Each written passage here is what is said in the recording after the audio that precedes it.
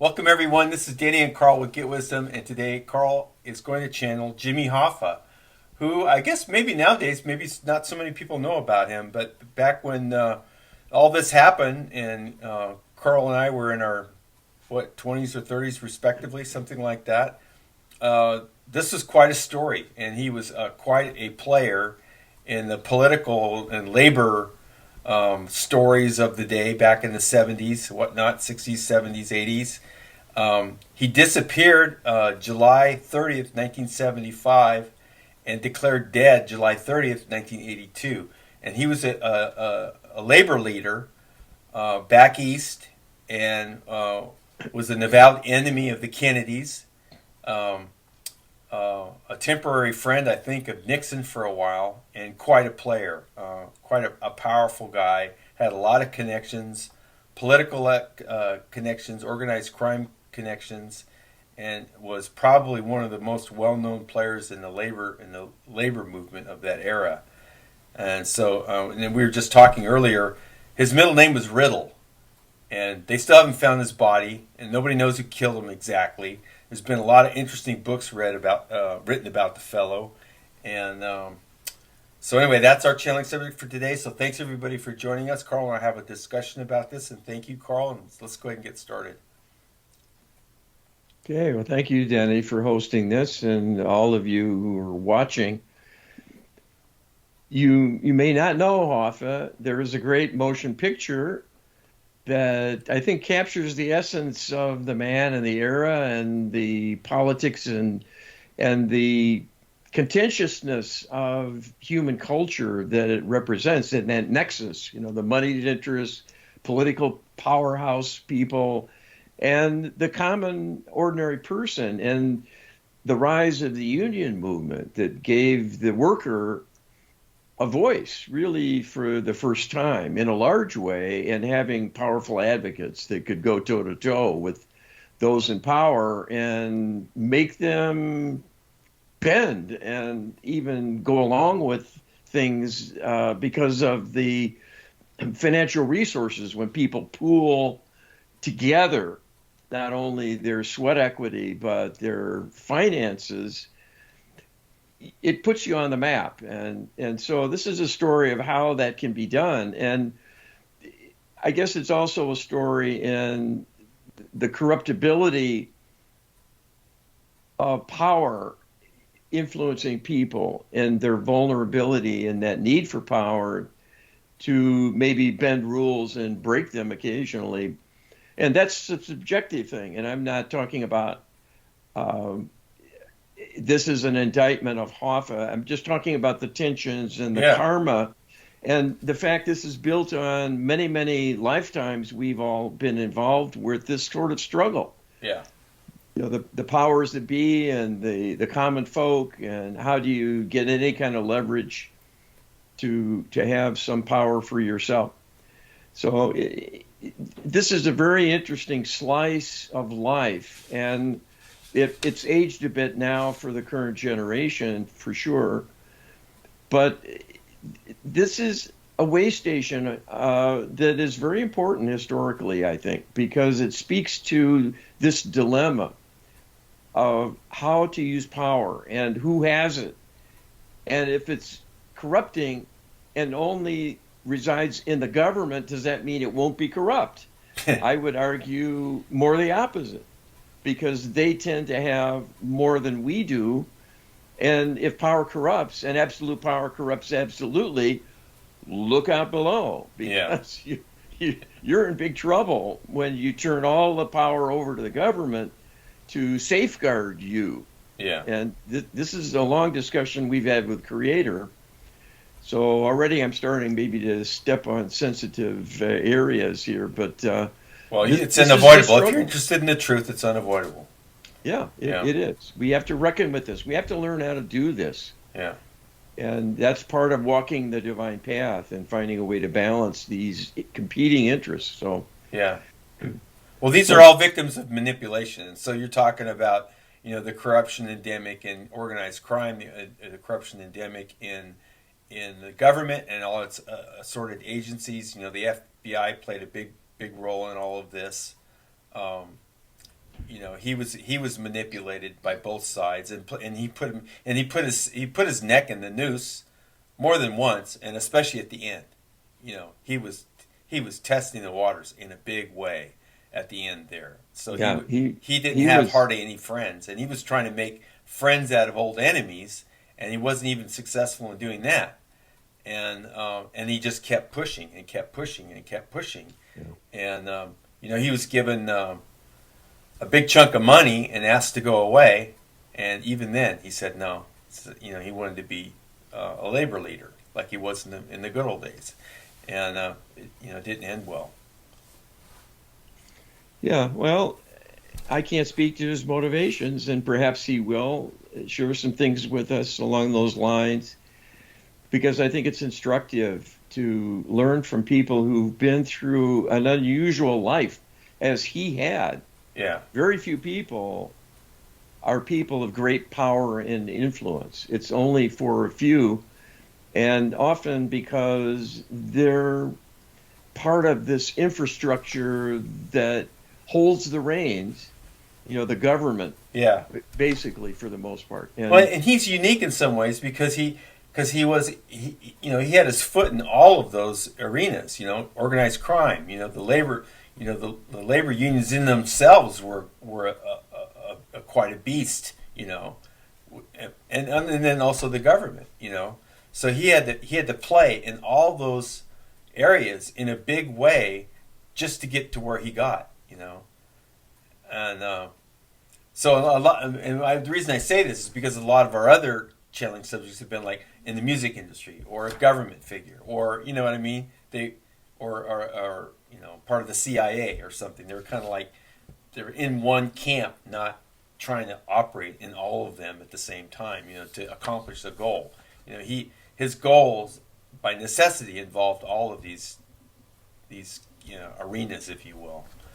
Yeah. So Talk about tough. yeah, tough with a lot of ambition. He grew up poor, and he started organizing. I think he wasn't even 20 years old, and he started organizing labor.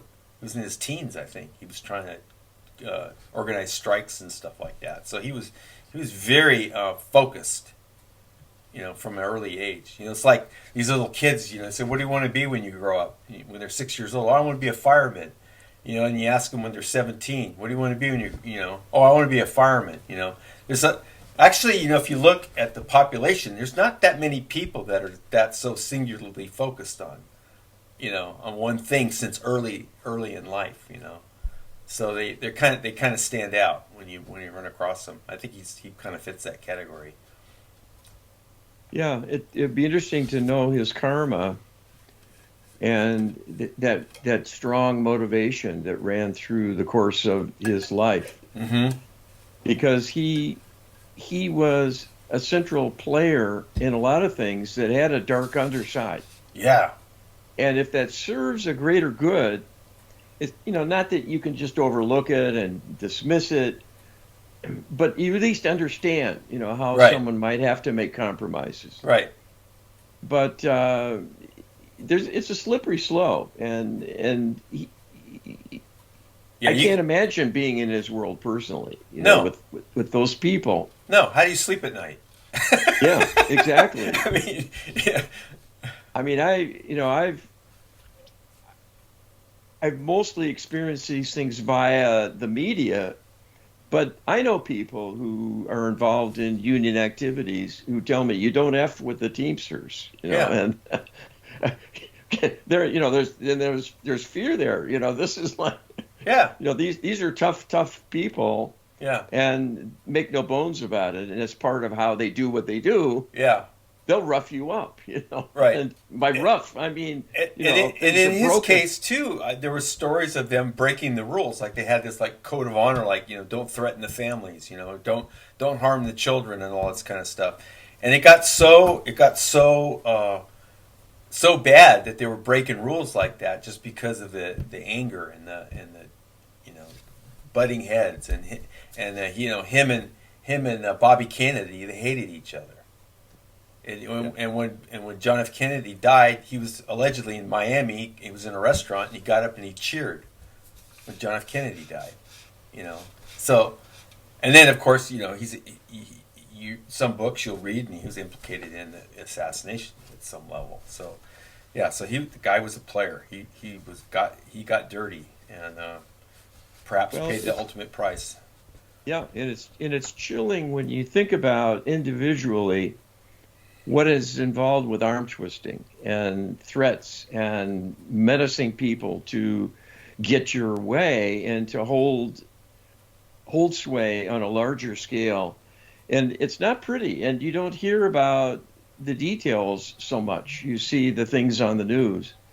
I remember one day I was going to school when I was in high school and heard a boom and didn't think much of it. And I went to my job after school. I was working in a hospital lab, and the first thing I had to do was go down and get a blood sample from someone, and to monitor them and so on, as part of my duties. And there was a guard outside the room.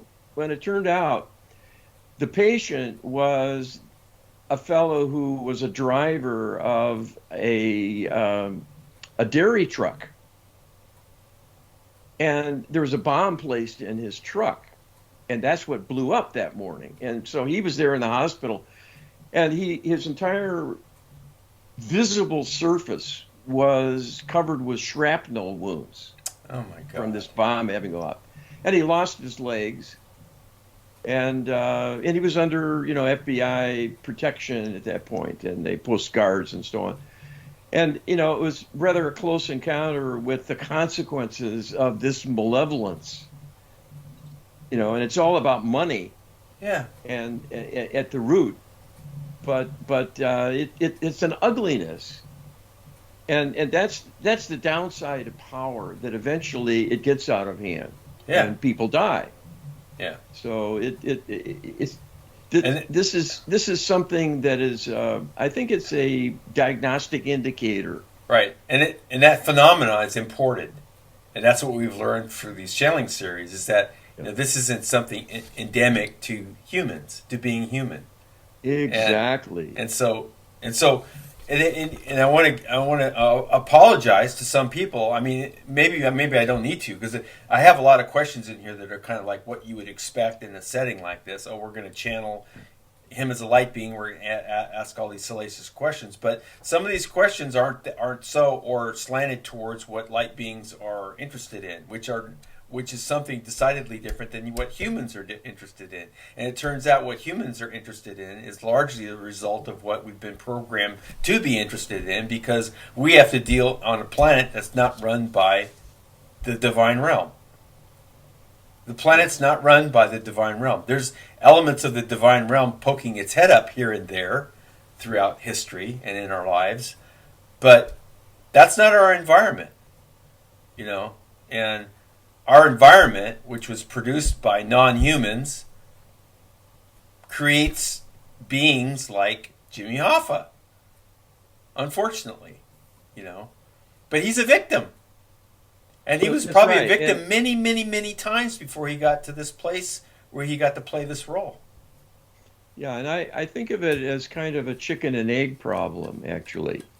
He didn't invent evil. He might have been a part of it, might have had to deal with it at the outset, and then got somewhat corrupted, you know, is kind of the assumption. He ended up in prison and so on, and because he was cutting corners and had to, he felt, and so assuming that that's all true, but it didn't start with him. He was reacting to a kind of oppression and subjugation.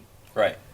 And was fighting back against it. And of course, there you go. You know, once you pick up a weapon and go to war, you can almost start to ask, well, who is in the right and who is in the wrong here? People are killing each other, and that's non-divine. So this is the problem in turning to power as a solution alone. Right. If it's divinely orchestrated, that's a different thing. Yeah. But it won't happen through planting bombs and breaking legs and, you know, threatening people over the phone to kill their children and things that are done routinely in politics and in this sort of rough and tumble arena. Exactly. All right, so we have 5 questions for him, and I think we should probably go ahead and get started. Okay, I mean, I'm starting to think about Judge Crater. That's how far back I go. You know, when I was a kid, the big mystery was Judge Crater. Where's Judge Crater? And it was like this judge who disappeared. Oh, really? I haven't heard of that one. Yeah. I don't know where that came from. They just floated up. But so we can tell you there are many people who disappear mysteriously. Yes. And many of those are targeted killings. This is commonplace, unfortunately, and done for all kinds of reasons. So, and made to look like they're not targeted killings. Sometimes, yes, yeah, and sometimes it's left as a mystery because it's a nice warning. Right. You know, this could happen to you next. Right. Remember what happened to Jimmy Hoffa, and it has its. It has its influence, I'm sure, in giving pause. But the problem is someone who is willing to do anything. You're hard-pressed to define what can really stop such a person. You know, it's the law doesn't do it. Yeah. The fact it's illegal to transgress, you know, so there's a deeper issue, and maybe we'll get into that a bit with our subject. So okay. I will start my process to connect through Creator of all that is. That's how I do my channeling, to connect me to the target, to ensure accuracy and freedom from corruption or misrepresentation with an imposter stepping in. And unfortunately, more than 90% of channelers are talking to an imposter and don't know it. This is a common deception that happens because people are not expecting it, and they get drawn in and are being duped, frankly. And it's a terrible, terrible situation. But I just mentioned that as a caution in dealing with channeled information. And there's always a deeper reason why things are different than you expect. Sometimes you're not awake yet and don't realize how bad things really are. And other times, the problem is on the other end, where the information's coming from, and it's not accurate. So I will get in the state of consciousness I need, and when he's on board, he will announce his presence. Okay, thank you. This is Jimmy Hoffa speaking. Thank you for joining us. Your assumed death was likely violent and premeditated. Were you able to transition successfully? And if not, what were the immediate impediments prior to your passing and the ones you encountered after your death?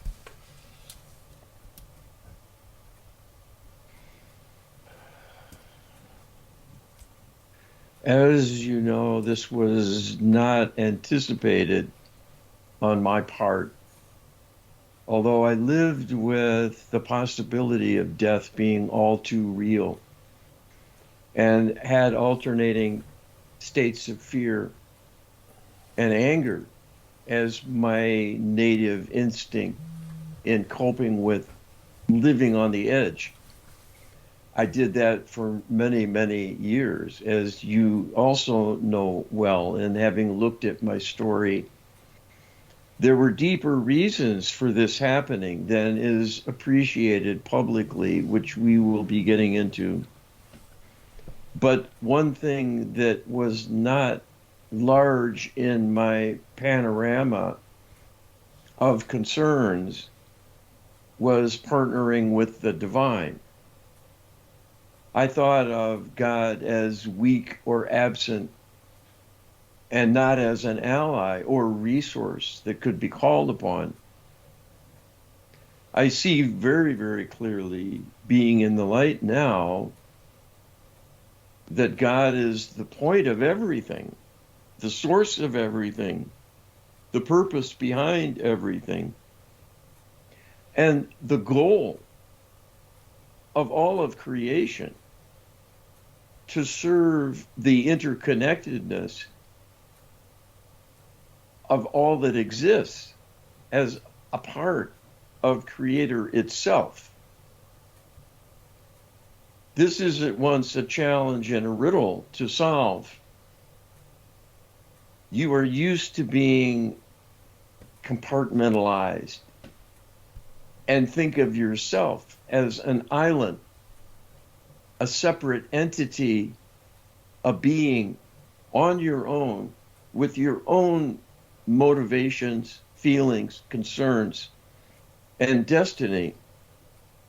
In actuality, you are part of a vast network of consciousness that is going hither and yon, to and fro, in all directions for a myriad of purposes and serving a myriad of functions in experiencing uniqueness of many kinds.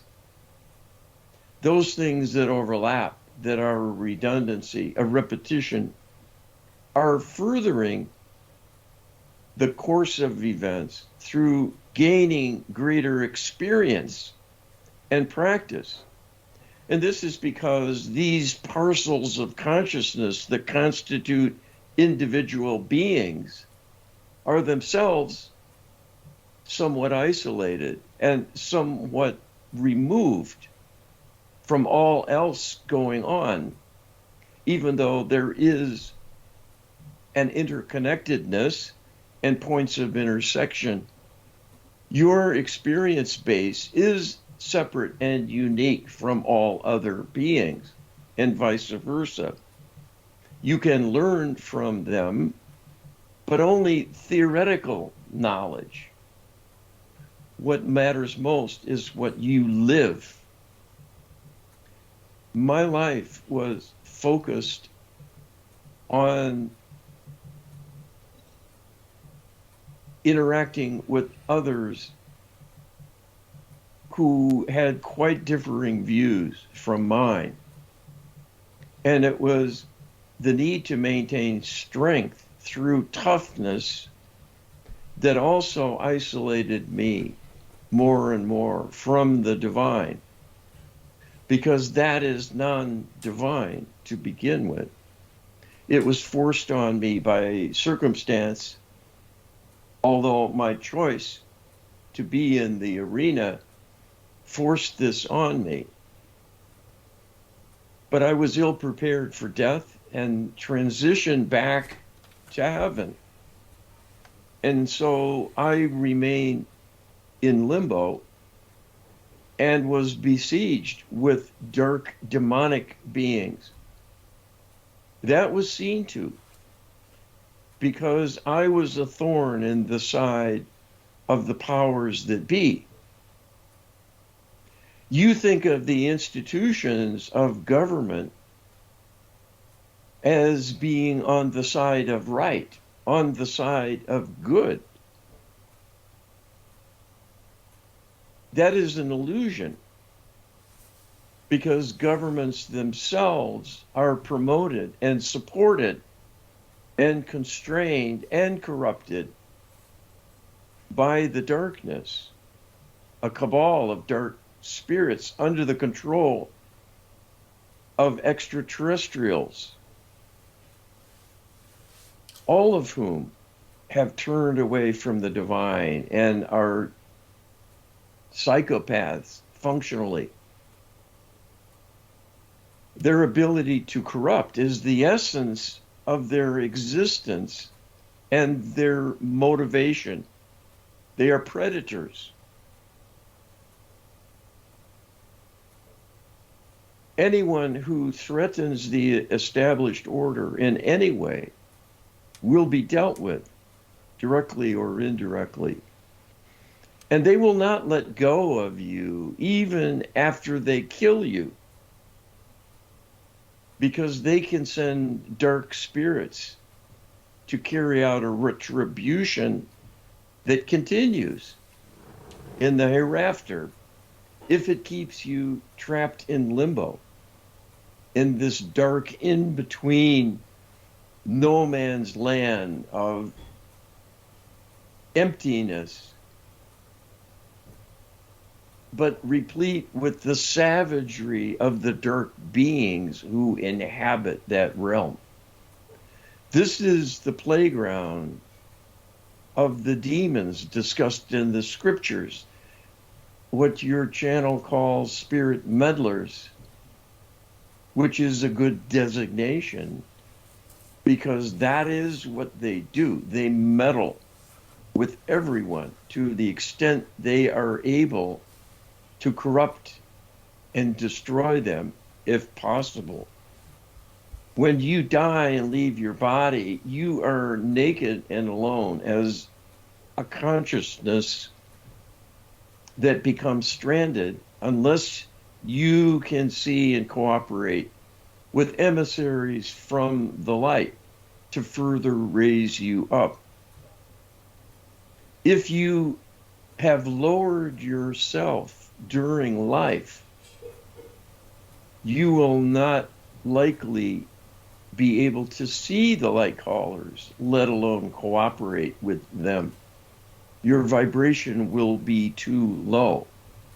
And when you are under siege by tormentors, you cannot have a lofty thought when you are in a state of terror, frustration, anger, and bitterness.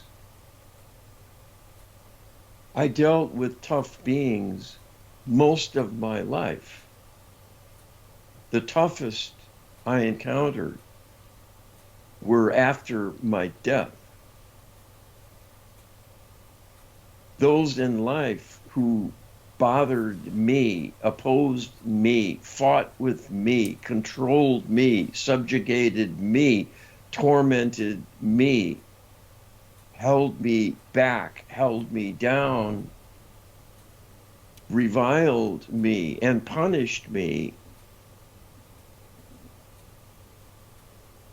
were only doing what they were conditioned and taught to do by the same darkness and through often the same means, an internal corruption of spirit meddler attachments within their consciousness, bullying them, giving them bad advice and orders, commands in effect to do their bidding, and using many manipulations to gain the upper hand, to control the thoughts and feelings of their human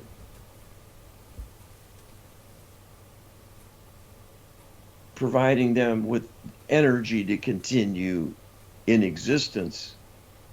These are parasites of evil intent who turned away from the divine and have lost any semblance of divinity. They are its opposite. And this is inevitable because when you give up divinity, that vacuum will be filled by something, and it will be something lesser. How far you fall then is a question of circumstance, past history, and the level of vulnerability you carry, and simply the choices you have made to put you at greater or lesser risk in your level of importance to be targeted. This is a cautionary tale for all who seek power, but all those who wield power do not realize they too are serving the darkness. It might be as part of a government bureaucracy, but nonetheless, they are carrying out the instrument of evil manipulation. We were very much drawn to being a fighter. And that was my outstanding characteristic as a human being.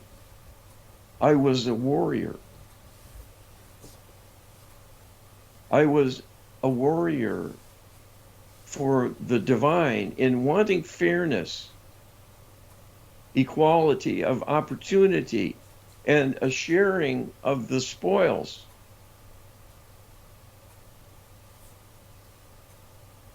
In the process of that fight,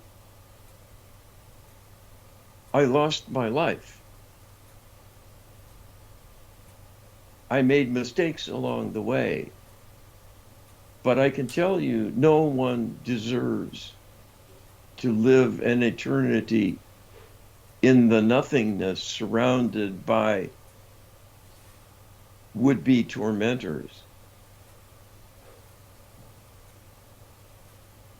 This is something you can avoid by choosing to partner with the divine here and now, in this moment. It only takes a thought to get the process underway.